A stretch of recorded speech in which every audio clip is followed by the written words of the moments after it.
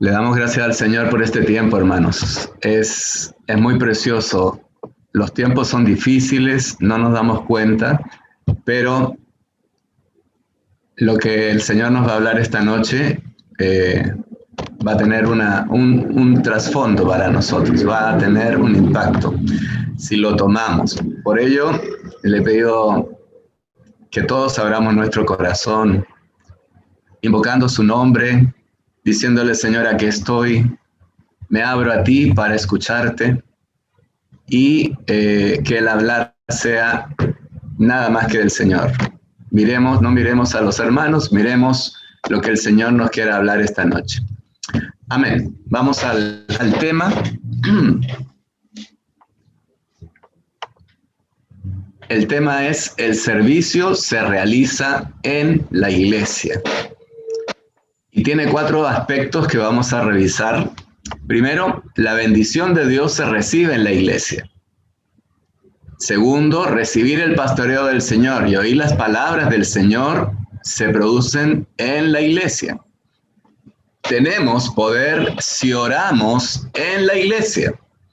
Y el cuarto punto es: somos fortalecidos si predicamos el Evangelio y visitamos a los santos en la iglesia. Y usted dirá, ¿y todo tiene que ser en la iglesia? Y cuando yo estoy solo, está en la iglesia. La iglesia tiene un terreno, hermanos. Y el terreno es como la buena tierra, es Cristo, el fundamento del edificio que le está edificando a través de la iglesia. Las iglesias locales son la expresión de la iglesia. ¿Ok? Cuando leía el hermano el primer versículo decía, el que tenga oído, oiga lo que el Espíritu dice a los santos, decía. No, a las iglesias. Por lo tanto, el Señor todo lo hace por medio de las iglesias. Y eso es lo que sería muy importante que lo hagamos nuestro. Fíjense que Abraham, cuando tuvo el encuentro con el Señor y andaba con él, el Señor le dijo en un momento dado, cuando lo iba a sacar de la tierra donde estaba, le dijo, todo lo que tú veas será tuyo. Fíjense, hermano, todo lo que tú veas será tuyo. ¿Por qué hacemos estos PowerPoint, hermano? ¿Porque no podemos hablar así nada más con ustedes? Sí se puede hacer, pero muchas palabras ya serían nuestras. Entonces, ¿qué queremos? Primero, que las palabras sean solamente las del Señor. Y en segundo lugar, que todo lo que usted ve está doblemente, lo está ejercitando. Lo ve con sus ojos, lo escucha por medio de sus oídos. Si ejercitó su espíritu, en su espíritu ya está siendo grabado, es decir, tiene muchos sentidos tratando de captar este mensaje. Por eso que Pablo hace una oración que se la recomiendo que la tengan presente siempre. En Efesios 1:17 dice, Señor, dame un espíritu de sabiduría y de revelación. La revelación es la visión que nos da el Señor. Hoy día vamos a tener una revelación. ¿La vamos a entender? No lo sé. Pero hay algo que sí nos ayudaría a entenderla y a practicarla. Y es la sabiduría del Señor. ¿Dónde está esa sabiduría? Está en nuestro espíritu, porque ahí está Él. Él nos va a dar esa sabiduría para que nosotros comprendamos lo que nos quiere hablar y, sobre todo, para que lo practiquemos. Entender no es suficiente. Es como decir, tengo el plato servido y no lo como. Entendí de qué se trata el plato, me parece fantástico el plato, pero ¿y si no lo como, qué pasa? Entonces, si no practico, no sirve para nada, hermanos. Ok, primer tema, la bendición de Dios se recibe en la iglesia y vamos al detalle. Vamos a tocar 2 aspectos negativos en esta primera parte de este punto, la bendición de Dios se recibe en la iglesia. Son 2 puntos negativos que tenemos que tener presentes, son 2 advertencias que nos hace el Señor. Dice, se pierde la bendición si uno deja la iglesia. El concepto ya se lo dije, nosotros somos parte de la iglesia, estamos en un terreno que es la iglesia y estamos en el Señor, perfecto. Así esté solo. porque en rigor físicamente estaré solo, pero estoy en la iglesia.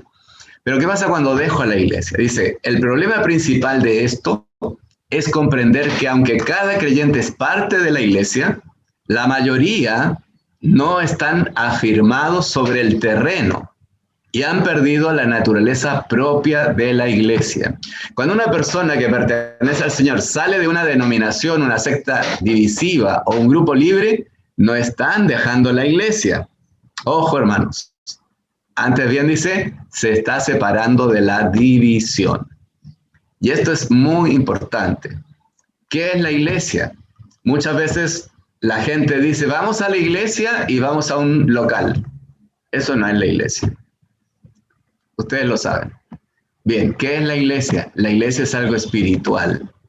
Entonces, si yo me salgo de un lugar donde han cambiado el nombre del Señor, donde han hecho cosas que son divisivas, ¿cuántos grupos cristianos hay en el mundo, hermanos? Si todos fueran uno, ya el Señor habría regresado. Pero lamentablemente todavía no tienen la visión. Entonces, todo aquel que ha dejado el terreno y el vivir práctico de la iglesia ha perdido la bendición del Señor, incluso teniendo razones justificables, dice el mensaje. Esto es un asunto muy serio. No podemos alejarnos de la iglesia. De repente usted dirá, bueno, pero si no fui a una reunión, ¿eso significa que dejé la iglesia? No. ¿Qué es lo que hay en su corazón? Es mi pregunta. ¿Qué hay en su corazón? Si usted tiene algo en contra de, ella está en contra de la iglesia. ¿No es cierto?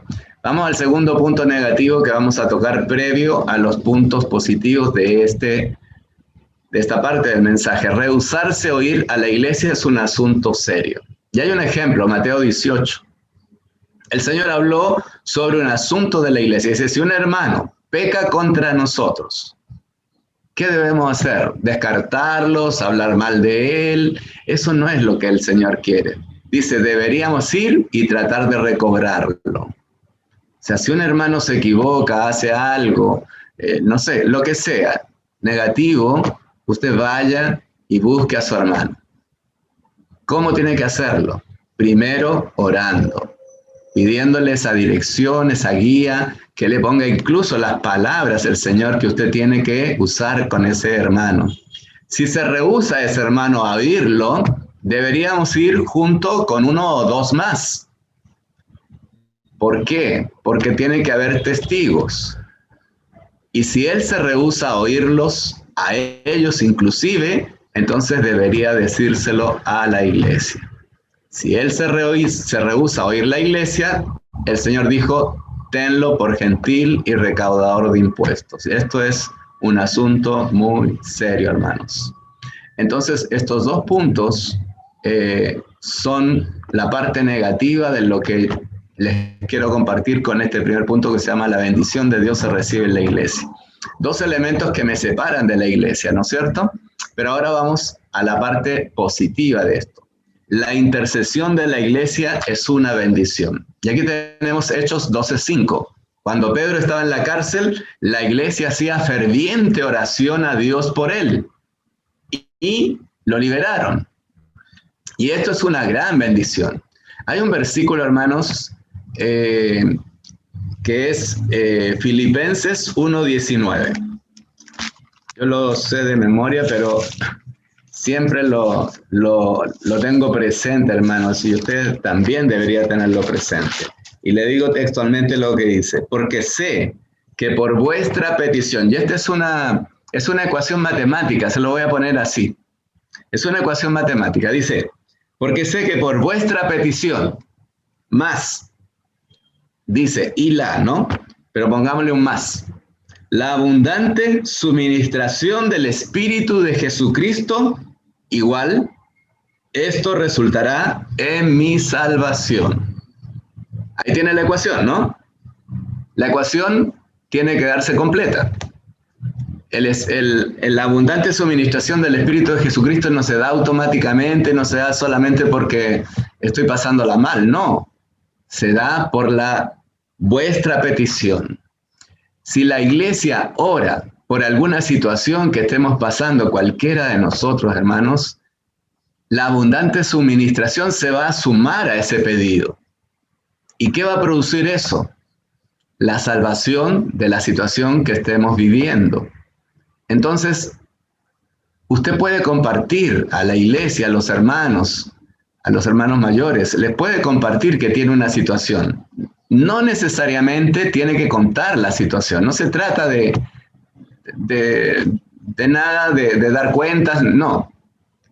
Lo único que tiene que hacer es, hermanos, por favor, estoy pasando un tema de salud, por ejemplo, le pido su oración por un tema familiar, por un tema no sé qué, no sé cuánto, de trabajo, lo que fuere. Entonces, ¿qué pasa? La iglesia se va a sumar a este tema haciendo esta petición y el Señor se va a sumar con esta abundante suministración para solucionar y apoyarlo a usted en el problema que tiene. Eso es la intercesión de la iglesia, es una bendición. Entonces, este punto es vital, hermano, y tenemos que practicarlo. El siguiente punto dice disfrutar de paz y recibir consuelo en la iglesia. En Hechos 9:31 dice que la iglesia en varios lugares tenía paz, era edificada y se multiplicaba andando en el temor del Señor y con el consuelo del Espíritu Santo. Esto nos dice que si no estamos en la iglesia, seremos excluidos del consuelo que la iglesia recibe, dado que solo podemos recibir paz, consuelo y bendición si estamos en la iglesia. Les reitero, este término en la iglesia es un término espiritual. ¿Ok? Porque cualquiera diría, y si me voy de viaje, no hay problema. Si su corazón está en la iglesia, es en la iglesia. No, ese es el problema. ¿Ok? Ya. 5. El quinto punto, ser confirmados en la iglesia. En Hechos 15:41 dice que el apóstol Pablo pasó por Siria y Cilicia, confirmando a las iglesias. Esto es bien interesante, dice. Este versículo no habla de confirmar a los santos, sino de confirmar a las iglesias. Si culpamos y criticamos a la iglesia, no pasará mucho tiempo antes de que nuestra situación sea aún más lastimosa. Estas advertencias las hace el ministerio porque hemos visto lo que ocurre. Si usted mira las notas de todos estos pasajes, usted va a entender mejor. Yo no puedo porque por tiempos estamos limitados, pero es importante que lo revise. Dice, nunca vimos que el Señor es nuestra persona. Cuando miramos la historia de Jesús, ese Jesús hombre, nunca nos damos cuenta de que Él tenía una persona en Él que era el Padre. ¿A quién clamaba Él? Al Padre. Él no buscaba su propia gloria, Él no hablaba sus propias palabras. Él, siendo Dios, se limitó. Y dice la palabra que aprendió obediencia, hermanos. ¿Cómo lo entiende eso? Que Dios mismo, encarnado, aprenda obediencia. ¿Por qué? Porque estaba limitado por esa carne, ¿no? Esa encarnación caída, que Él elevó al nivel más alto, la llevó esa humanidad caída a una humanidad madura. Y eso es lo que tenemos que ver. Esa humanidad madura está en nosotros disponible, pero nosotros tenemos que abrirnos para tomarlo a Él como nuestra persona. En eso hemos estado todas estas semanas viendo el aspecto de que Cristo debe ser nuestra persona. Y qué gran bendición es esto, hermanos. Es sorprendente, dice, que algunos estén dispuestos a echar agua fría sobre imputar culpas, condenas, etcétera, que el Señor nos resguarde para que no caigamos en este estado deplorable, ¿no? Entonces estamos en la iglesia y siempre que vemos que Dios en su gracia está bendiciendo a la iglesia, nos regocijamos y alabamos. Que el Señor tenga misericordia, hermanos, de nosotros y nos guarde siempre en el terreno de la iglesia y en la vida de iglesia práctica. Amén. Pasamos al segundo punto que vamos a ver esta noche, que es recibir el pastoreo del Señor y oír las palabras del Señor en la iglesia. Recibir el pastoreo del Señor. En Hechos 20:28, Pablo les encomendó a los ancianos en Éfeso que miraran por todo el rebaño y pastorearan las iglesias de Dios, la cual Dios ganó por su propia sangre. Esto indica, dice, que a fin de recibir el pastoreo de Dios debemos estar en la iglesia. Una vez que perdemos la iglesia, perdemos el pastoreo del Señor. Por ende, es un asunto serio cuando una persona tiene un problema con la iglesia y cuando una persona pierde el terreno en la iglesia y vida que lleva a la iglesia. Ejemplo, Hechos 5, del 1 al 11, en la historia de Ananías y Zafira, su mujer. Le voy a leer rápidamente. Ananías, con Zafira, su mujer, vendió una heredad y se reservó parte del precio. Aquí hay algo muy importante, porque uno dirá, pero a lo mejor necesitaban plata. No pasa por eso. Porque Pedro le dice a Ananías, ¿por qué llenó Satanás tu corazón para que engañases al Espíritu Santo reservándote parte del precio de la heredad? ¿Qué es lo que hizo Ananías? Dice, yo voy a vender esto y todo lo voy a dar para la iglesia. Pudo haber dicho, voy a vender esto y voy a dar 10% de lo que logre para la iglesia, y nadie habría dicho nada. Es más, no tenía que decir que iba a vender algo para darlo a la iglesia. Pero él, para sentirse importante y para hacerse importante delante de todos, dijo, yo voy a vender esto y lo voy a dar todo a la iglesia, pero no lo hizo. Mintió, se guardó parte de ello, y por eso que le dice, no has mentido a los hombres, sino a Dios. Al oír Ananías estas palabras, cayó y expiró. 3 horas después, entró su mujer, no sabiendo lo que había acontecido, y Pedro le dijo, dime, ¿vendisteis en tanto la heredad? Y ella dijo, sí, en tanto. Y Pedro le dijo, ¿por qué conveniste en poner a prueba el Espíritu del Señor? Bueno, al instante cayó muerta. Entonces, no es bueno entrar en estos conflictos, sobre todo con el Señor. Mentiras o cosas por el estilo, no es dable, hermanos. Entonces, para no perder ese pastoreo tierno y amoroso que nos hace el Señor siempre, estando en la iglesia, debemos mantenernos en la iglesia. El siguiente punto.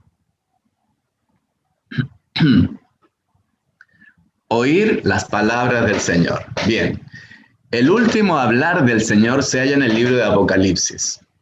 Y sabemos que las últimas palabras de una persona tienden a ser las más importantes, las más valiosas.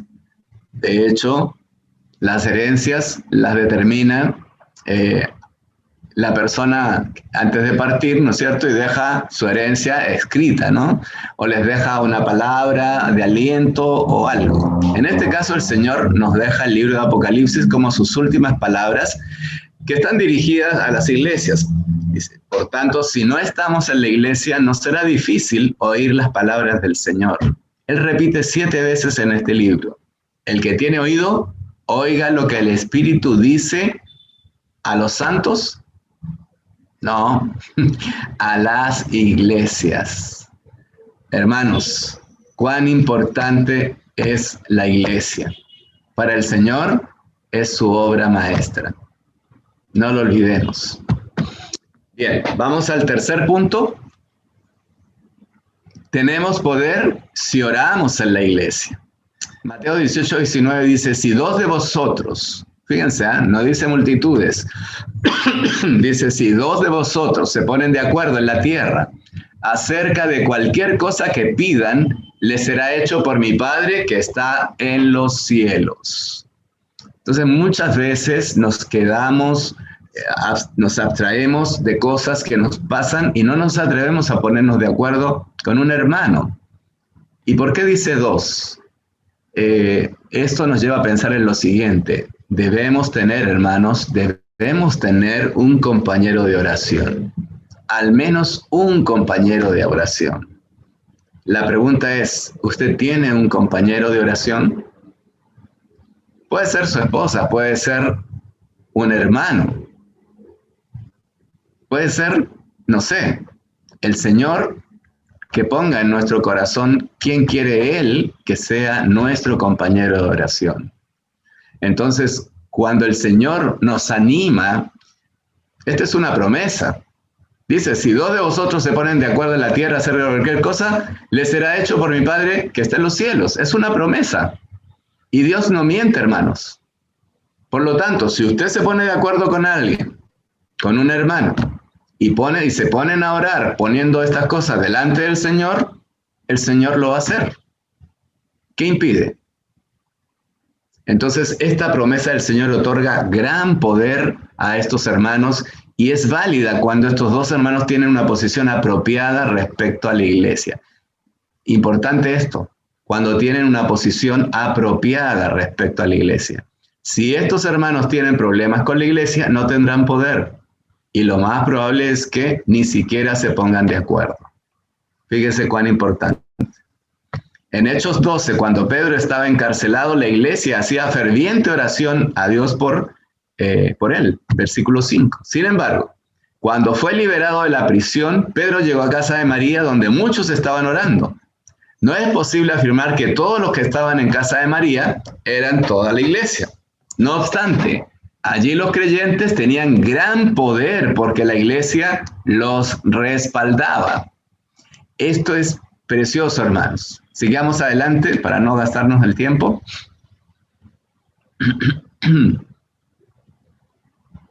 El último punto es el punto 4, que nos dice, aún no aparece, ahí está, dice que somos fortalecidos si predicamos el Evangelio y visitamos a los santos en la iglesia. Entonces aquí tenemos que considerar lo siguiente. Cuando prediquemos el Evangelio, debemos considerar, primero, al salir a predicar necesitamos estar conscientes de creer que el Señor está con nosotros. No vamos a salir solos porque tenemos un buen bla bla. Eso no es. Tenemos que creer que el Señor está con nosotros. Segundo, que nos llena del Espíritu Santo. Y tercero, que la fuerza de la iglesia va con nosotros. Siempre la iglesia debe tomar esa carga de orar. Vamos a salir a predicar el Evangelio a una persona. Perfecto. La iglesia debe orar. Aparte de los que van a salir, deben orar, la iglesia debe estar orando. Es decir, todo se hace en equipo, hermanos. Nuestro servicio debe realizarse íntegramente en la iglesia.